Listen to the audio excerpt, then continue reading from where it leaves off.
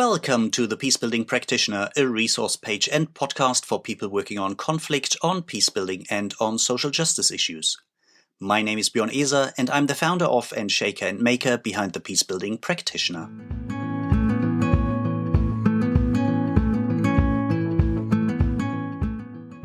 Welcome back to Season 3 of the Peacebuilding Practitioners podcast. Season 3 is all about digital peacebuilding, this highly complex, tremendously exciting, often messy and quickly developing intersection where emerging technologies and the digital world on the one hand and conflict transformation, peacebuilding, human rights and social justice work on the other hand meet.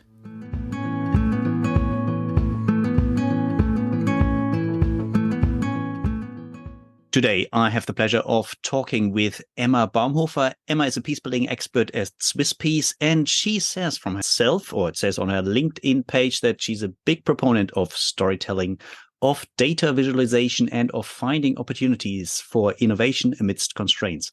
That sounds promising, and I think with this little introduction, we're off to a good start. Welcome, Emma. It's nice having you on this episode of the Peacebuilding Practitioners podcast. Hi, Bjorn. Thanks for having me. Pleasure.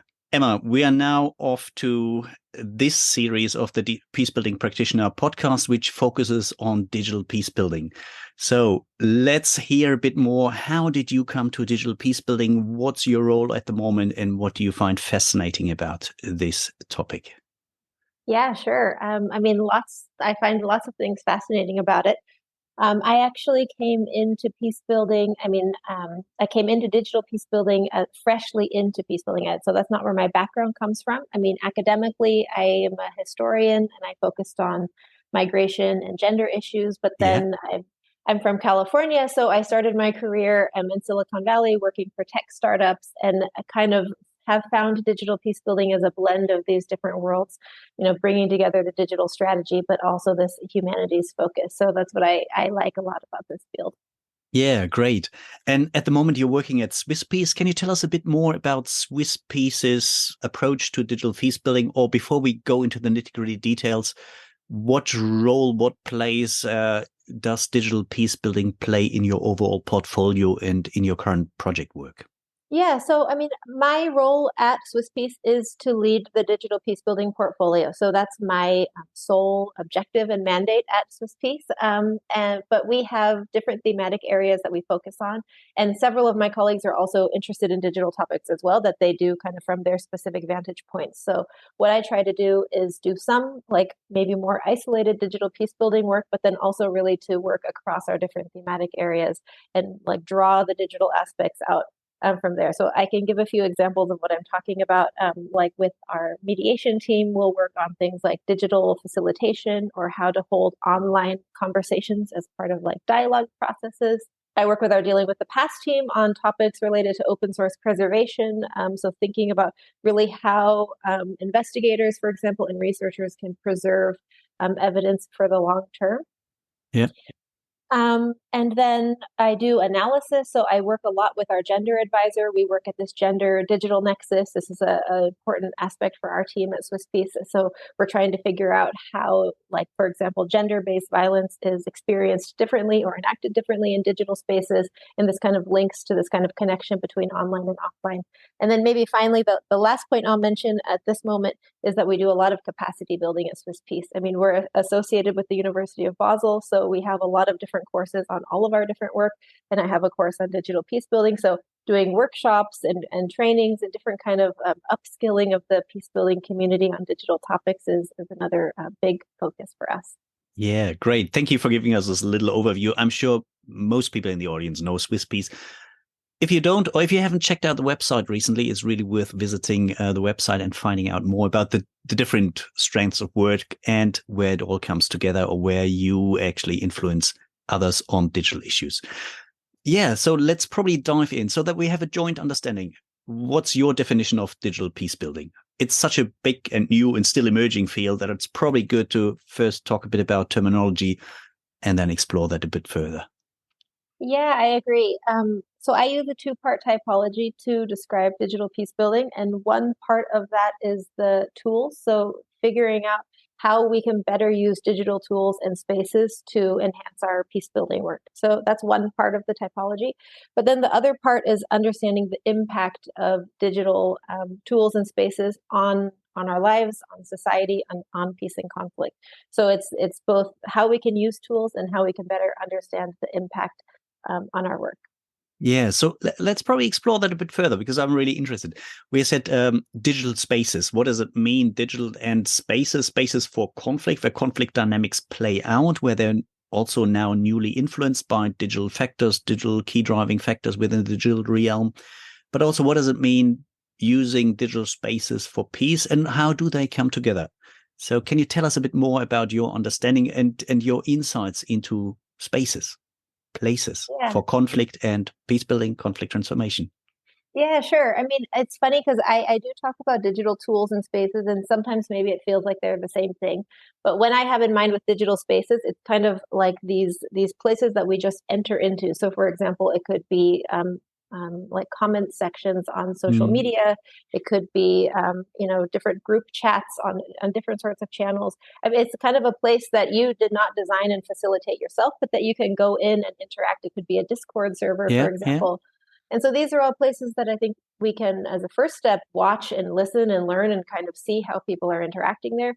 But it's also a chance for us to bring in our peace building skills. So to work on depolarization, to work on bridge building, and to kind of enter into these spaces with a peace builder's kind of mindset and do our work like within these spaces. And this is a little bit different, I think, than how we can leverage digital tools where I might post an online dialogue that I have designed the space myself. I'm facilitating it. I'm inviting who is there.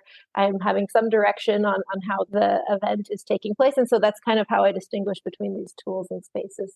That's really interesting because lots of the discussions at the moment, as you said, is really on how can we either set up our own tools or how can we use tools specifically for peace building interventions, no matter if it's on the analysis phase, it's implementation phase, monitoring, evaluation phase, or on something different.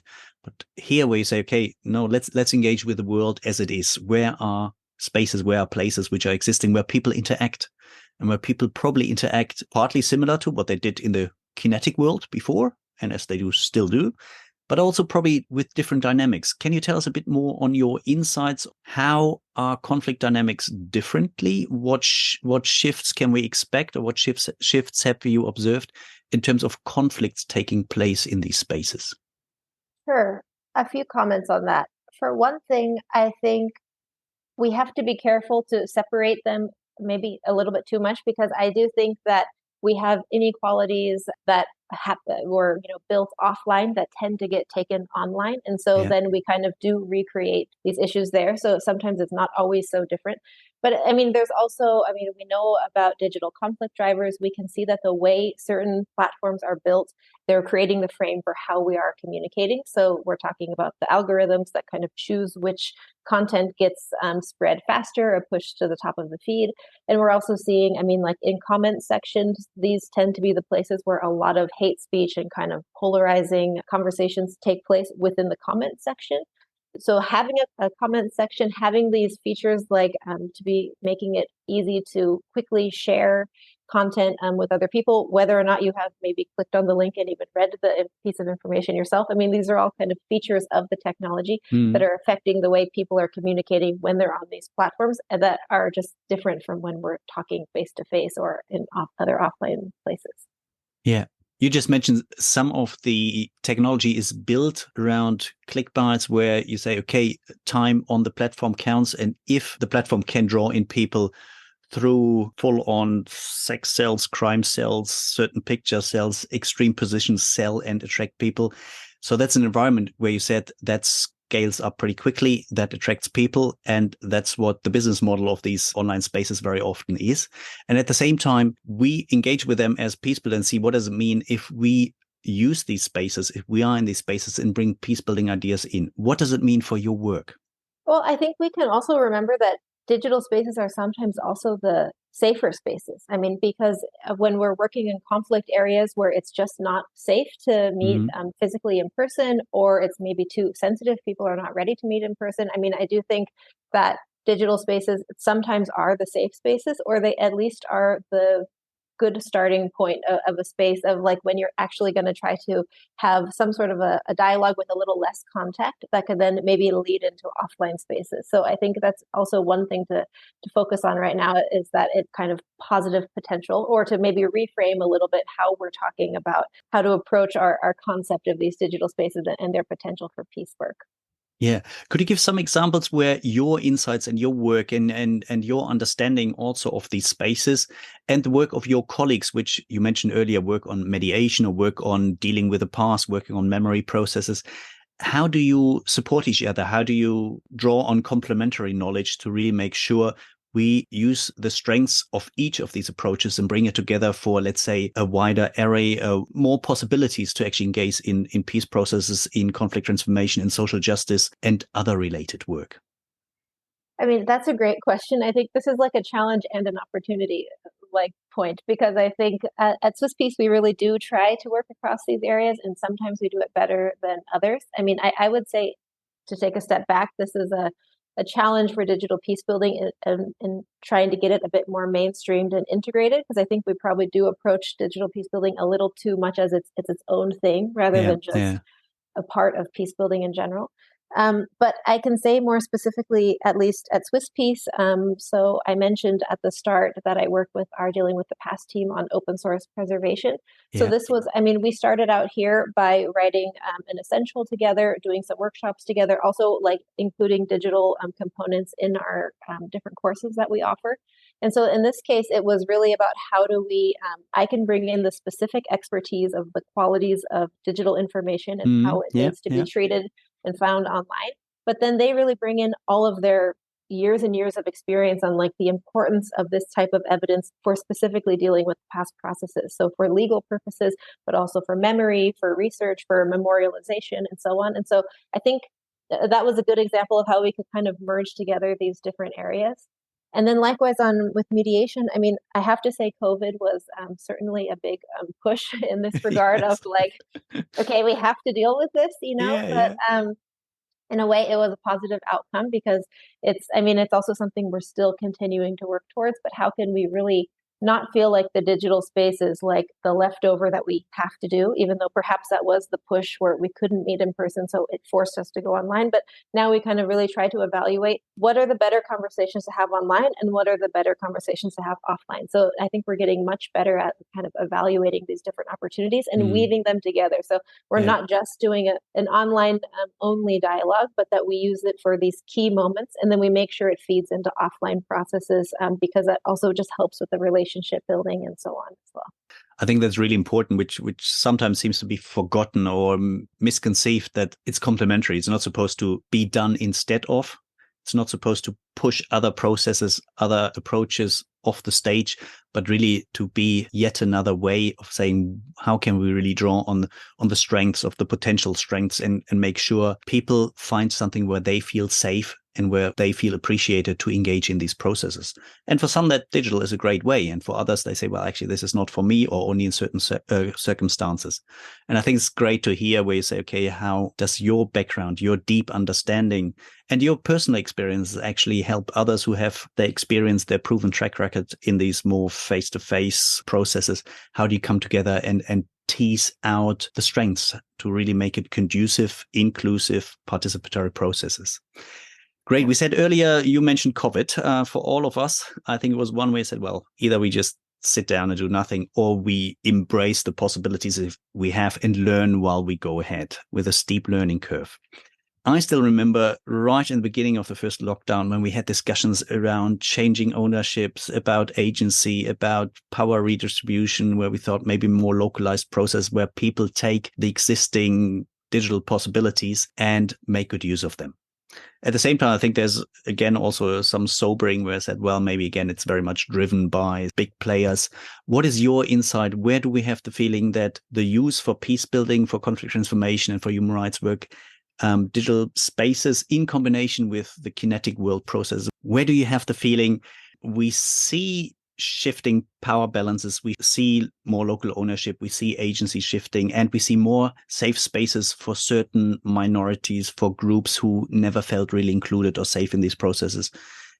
Are there new insights where you see there is huge potential? For specifically using digital? Yeah. Yeah, I think there's definitely potential. I don't think that part is the question. I think, yeah, it's more about this question of how to evaluate. It's not a one size fit all thing. It's not that digital is always going to be more inclusive, and so on. But I mean, for example, we're working on a scoping study that look at the gender digital nexus right now, and we're talking with many civil society actors in Cameroon for this study, specifically talking a lot with women mediators and Hmm. discussing like their relationship with technology, how it is like both positive and negatively affecting their work. And I mean, I certainly can see a huge opportunity there, or they're telling us about the positive ways that they are using it to network, to share resources, to engage in different political dialogues, but then also how they manage their own way of behaving in these digital spaces to protect themselves, and so on. So, I mean, I think in that case, that's one specific example of how we can see these digital spaces really creating a space for these women to continue their work with different types of partners. And again, in our mediation work, also Swiss Peace facilitates CSSR, which is the Civil Society Support Room, bringing Syrian civil society voices into the formal peace process. And digital has also provided a space for different types of people who previously couldn't travel to in-person meetings in Geneva, for example, to now Hmm. participate at different times around their care duties and so on. And so I think that one has also added a lot of access to different people to participate, but then also brought some different challenges of how to build new relationships online. I think it's one thing to kind of continue relationships that were started Yeah. offline in digital spaces, but it has been a little bit of a different challenge to build new relationships there. And then also sometimes, not from these two examples, but from some of our other work, there's a little bit of a maybe a sense of less commitment to objectives, or some things that are settled on in digital spaces. They sometimes fall by the wayside a little bit faster than things that were maybe agreed upon in person. So it's just kind of understanding these little nuances and then kind of figuring out how to make sure what happens in digital spaces is treated with the same kind of gravity as Yeah. what was happening in the previous offline spaces. Yeah. You just mentioned trust and building relationships where you can talk about emotional load and very often security implication topics. And at the same time, as you said, these commitments, is there the same commitment? Is there the same commitment to agreements? And I'm just wondering, when we talk about digital tools, very often we talk about human-centered design so that we really make sure that people have access, that people feel appreciated, that people see it meets their preferred way of engaging in these often very messy, scary, risky processes. What can you tell us about insights into the importance of human-centered design for digital places, digital spaces in the wider field of digital peace building? Yeah, I think I mean, I'm a big fan of human-centered design, so I'll say that already at the start. But I mean, I think it plays an important role in helping us to ask questions about our own ideas of what we think is going to work on the ground. I mean, because another thing that I talk about with digital peace building ideation is, I mean, because there's excitement around different tools and how to use them. So I think sometimes we tend to start with the tool and then kind of just Hmm. search around and be like, okay, I want to use this. It looks cool. Yeah, yeah. How can I do a chatbot or whatever? And so with human centered design, we kind of take the opposite approach where you're really trying to focus on the specific challenge at hand and the actual people who are being affected by this challenge or who are working on it, all of the different stakeholders from different sides, and then kind of working back to ask these questions about, okay, we have this idea, but does it meet these specific needs of the different people that we're talking about? And if we really dig deep into the details of how people use their time, how far they have to travel to participate, what care duties do they have, what's the weather like, what's the infrastructure like, what's the digital literacy like? I mean, these are all the questions that we can ask. And often the answer is not always what you want, because maybe it's you had this beautiful plan of a digital peace building project and now it's not exactly, you can't do it exactly as you thought. But I mean, it's how you strengthen your idea so that I think it teaches us to be open to feedback constantly and to kind of iterate and to do these small changes to make sure that you're kind of constantly checking in, because maybe an idea was working at first, but there's other circumstances that have changed. So being able to adapt your plan throughout I mean, this is the strength of human-centered design, is that we can keep checking in and keep kind of adapting to make sure that actually what we're doing is relevant and useful and achieving the peace building goal or objective that we're working for. Yeah. You just said, okay, constantly seeing that you get useful feedback to improve on what you're doing. You said sometimes the answers or the information we get is not really what we want. Is there an example you can share where you said, "Ooh, we had such a beautiful idea. Our ideas hit reality and we get the feedback and we get answers we first didn't expect, maybe didn't like." Is there a concrete example? I can give a couple. I mean, so one is not from a project that I worked on, but from a teammate of mine, where we were building a new digital platform for secure communications with these different partners. And there was a big focus on how to make the platform secure, how to make it user friendly and easy to onboard, and so on. And there was lots of research done and questions asked and interviews to try to make this like beautiful platform that would be super easy and super secure. And then in the end, in the implementation phase, people just didn't use it enough. I mean, they would sometimes use it, but then of course people, switch back to other platforms they're more familiar with, like WhatsApp and so on. And so I think at some point when you put so much investment into building a piece of new technology, it can be really hard to know, like, when do I either shut this down, or how do I find more funds to change it? Because how do I address whatever that pain point is that is the thing that's making people use other tools rather than this one? And so that was one that, even despite lots of groundwork being laid and lots of kind of research, the reality in using the tool was not quite what we were expecting at the outset. So that's maybe more of a bigger one related to building technology. Yeah. But I can even say, I mean, I just finished a pilot project in Moldova with the UN where we're using Polis, this open source platform, to do youth dialogue. I mean, they start online using Polis, but then we're trying to lead them into something else. So, I mean, this is a pilot project. So our purpose of doing the work is to learn and to see how people are engaging on these platforms. And I think on this case, the pilot was very successful. We had a great success rate in terms of like the participation from youth and the ideas that they were bringing in, and they seemed fine using this platform. But then when we kind of tried to replicate this with a different group of individuals, less targeted and with a different question, it was harder for us to get engagement. And so we kind of realized, okay, we can't just like copy and paste like what we did here, there, and like these different community needs more coaching, maybe more of a different facilitation styles for them to feel comfortable using this new tool. So, I mean, that one, we're in the process now of kind of like figuring out how we can adapt our facilitation for different audiences. But that's another one that we're kind of thinking through these learnings as we go along. Yeah, oh, that's interesting to hear. Okay, on the one hand, having the knowledge, the information, and also background insights into, for example, for a process which needs trust, which needs security, which needs a certain being off the radar. How do we provide a platform where people could engage and it's beautifully designed, user-friendly? You mentioned all the words. And then at the same time, we have to meet people where they are. And how do we find the balance? And I know that from other work, I'm an above knee amputee, so I'm also engaged in disability issues. And there's a big platform just for people with disabilities, with amputations, and it's only by invitation, and it's meant to create a safe space, and there's hardly anything happening, despite quite a lot of resources being provided, because people are on WhatsApp, Instagram, despite all the risks, despite all the bullying, despite all the harassment. And how do we find the right balance? We meet them where they are, and we make sure we provide spaces which can be used. But that also leads me to the next question. If we have to meet people where they are, which I think is perfectly fine, and they are on the big platforms, which very often use models, algorithms, business models underpinning them, which are opposite to what we think is proper behavior, is good standard, is conflict sensitive, gender sensitive, you name it. Do you also engage with the big tech companies to say, well, here you have a certain responsibility and you cannot just be driven by a higher profit margin, by engagement, by time spent on the platform, no matter what brings people there? Do you have this engagement with Meta or others?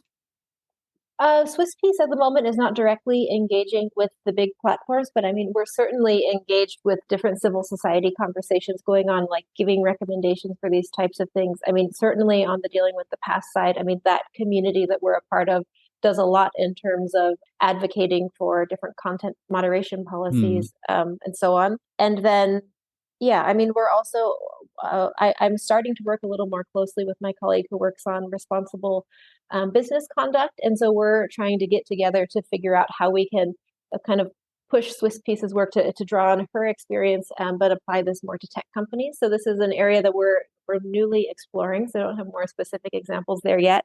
But I mean, certainly the advocacy work, I think, is a big part, or like it plays a super important role.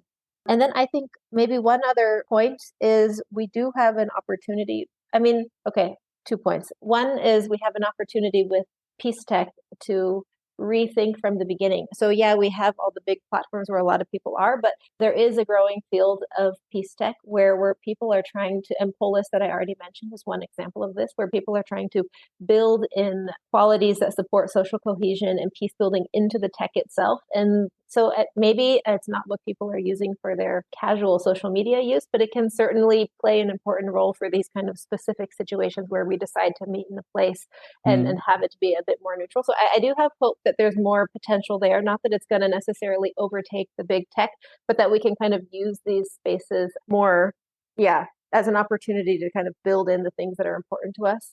And then maybe one final thing is that I think we can still use those big tech platforms for peace building. I mean, there's many examples of peace builders doing great peace building work in like closed Facebook groups, for example, or facilitating dialogues that happen on chat, like Telegram or WhatsApp or something like that. And so I think it in and of itself, these platforms are not quote unquote peace tech, but when they're used in a kind of conscious way, I think they still have a lot of opportunities for actual peace building. And maybe just to mention that, kind of related to our previous point, that I think we do want to meet people where they are, but sometimes you ask people what they want and they will tell you they want the thing that you're trying to build, that super secure, easy to use, extra platform. So I think people also have personal ambitions to use this type of tech that they recognize also as being better. But then when it comes down to it, we're busy, there's lots of the different things going on, and, we take shortcuts, or, we already have this app loaded on our phone or whatever the reason is. So I think sometimes there's also a disconnect between their ambition for themselves and then what the actual kind of daily user experience is. Yeah, that resonates with me, and also just looking at my own behavior. Very often I find much of what we talk about work-wise and big picture thinking under our roof at home, where we're at the moment only 3 people, and you see different users, different priorities, and in different spheres of life, one takes priority over the other. Emma, I have a couple more questions. Oh, no, actually, I have plenty more questions, but let me just zoom in on 2 or 3 of them. One is, you said Swiss Peace also provides capacity building in relation to digital peace building, emerging tech and conflict throughout the whole project life, so to speak, maybe from the analysis baseline study side, from implementation, how can we actually use it for achieving results, but also monitoring, evaluation, documentation. What are some of the main challenges in building this capacity, and what are some of the capacity building opportunities you currently offer? Well, we have a lot of capacity building opportunities that we offer. I mean, there's one course that is that's my course that's specifically on digital peace building, and this is where we're taking maybe a little bit of a zoomed out view to kind of define digital peace building, as we also started in this podcast, talk about these kind of flexible methodologies like human-centered design, for example, and kind of understand the landscape and the logic that I suggest, as in don't start with the tool, but start with the peace building objective and kind of work backwards from there. And then we take in a lot of different case studies and things like that. So that's our kind of general digital peace building course that we offer. And it happens once a year in June. But we have other courses that I come in and do a digital module on. So in our mediation course, in our communicating peace and conflict course, in the documenting and archiving course, these are 3 that we have digital components come in. And then we kind of talk a little bit deeper on specific tools. I mean, we also talk about tools in the digital peace building one, but kind of focused exactly on that area. So, and these courses are, I mean, they're open for anyone. I would say they're a little more targeted towards peace builders, humanitarians, and people working in development. I mean, people who have some experience already in these fields, but really want to hone in their skills on these specific areas. And I think they're good. They're quite successful. But something that I think about specifically with the digital peace building, capacity building, is that even if it's a big field, there's a lot of different skills that it's hard to decide what we should even focus on, on these 6 half days that we have for the course. And so if I'm having trouble designing the course like that, I can completely empathize with peace builders who are kind of worried about like, oh God, if I need to do digital peace building, it means I need to learn all of these different digital skills. Do I need to code? Do I need Yeah. to know all the current like policy updates and so on? And so I do think that although capacity building is a big part of it, and I do think peace builders need to get more comfortable, like just having conversations about technology and maybe like with technologists. I don't think it's all about capacity building. I think it's more about learning these kind of flexible methodologies that I already mentioned, and then finding out like who are the technologists who I can work with to actually help with the implementation. Because we just have to upskill ourselves to a point to be able to talk about it, to be able to kind of have a conversation, to know where we can bring in our peace building knowledge into the technology implementation, because the technologists, they also need upskilling like on the peace building principles. So then I think that's actually the main thing we need to focus on, is once we get ourselves just to this kind of rather low tech level. All of those examples I mentioned are not specifically about tech. I mean, it's getting better at digital facilitation. We are already skilled facilitators. It's just kind of adapting it for digital spaces. The ideation processes, human-centered design, and then how do we just get better at making these partnerships with technologists that really work together to bridge this tech piece gap that sometimes exists. I think that's such an important point. I think for some people it might be quite scary, especially with the speed of the development. And we say now discussions around AI and algorithms and weapons of math destruction and predictive design. And you mentioned it. And where I think some people said, sorry, it's too much. And I think it's so important to regularly have these platforms where people from the tech industry, where people from social justice movements, where people from the peace building field, from all levels, community-based up to the UN, actually come together and just listen to each other, have informal chats, and actually also jointly explore what are some of the likely developments, what of that might be threatening, what of that might be really powerful also for peace builders, for social justice movements, and just listen to each other and get an idea, where do I need to understand things? Where do I need to be able to use things? Where do I need to be able to find people who can use them and provide services for me? And I think that's something where I would strongly encourage much more interaction. And I think there's some great designs where you have kind of the tech geek side coming together with social justice movements and peace building activists like Ushahidi and others. And you have others where it's still very much separated, where we look at each other with suspicions and say, oh, yeah, that's the other side. That's the dark side. And just being more open there. And at the same time, also being able to ask critical questions and really explore where might that lead to and how do we have to be prepared. And not just prepared in a reactive way, but also prepared in an open way and saying, how can we preemptively explore the possibilities while also being aware of some of the threats, the negative impacts, or the potential destructive authoritarian traits, which are inherent in most of these things.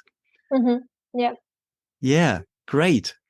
Emma, time is slowly coming to an end, unfortunately, and I really enjoy having someone who has a computer data background and comes from this Silicon Valley world, but also has a proven track record in peace work.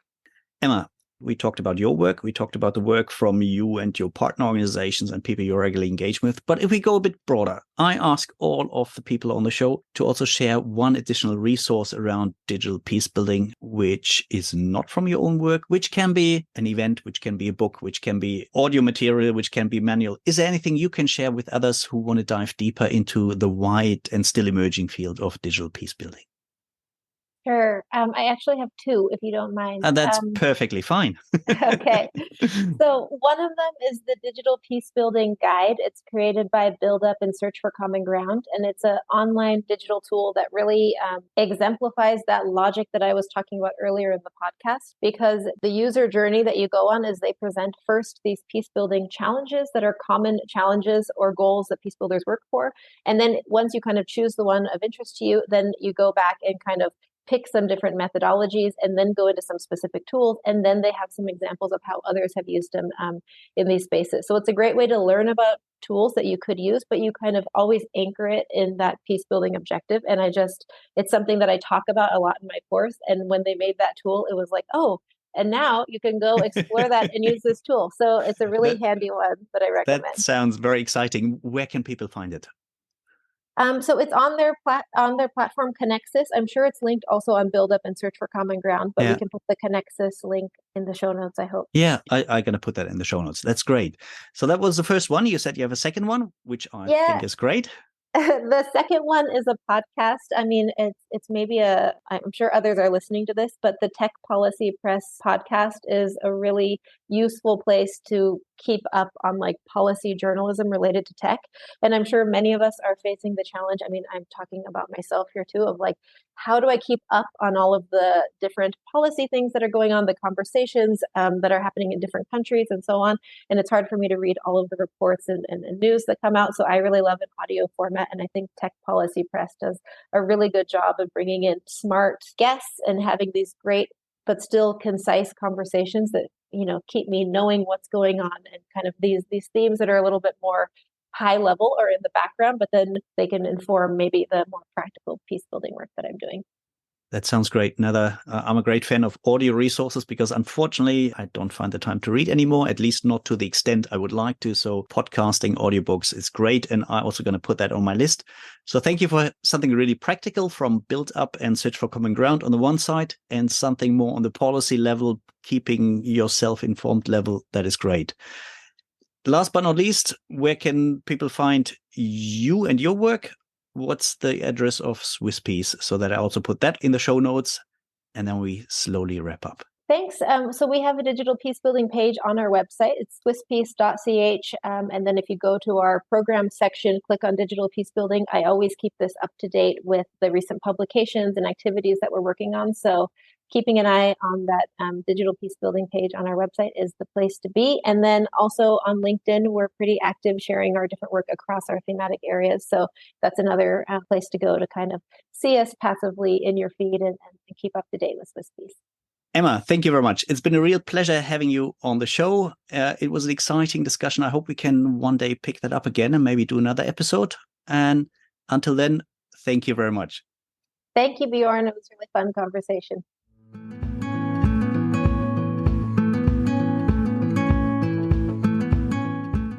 So much for today. I hope you enjoyed today's episode. Make sure you hit the subscribe button so you won't miss out on any of the future episodes. And I would really appreciate if you leave me a rating on iTunes, on Spotify, Stitcher, or wherever you listen to your favorite podcasts. If you want to learn more about the Peacebuilding Practitioner, head over to my webpage. That's www.thepeacebuildingpractitioner.org, where you find plenty of articles from practitioners for practitioners. And if you want to dive even deeper into this field of work, join us for one of our online courses. If you want to learn more about that, just get in contact with me.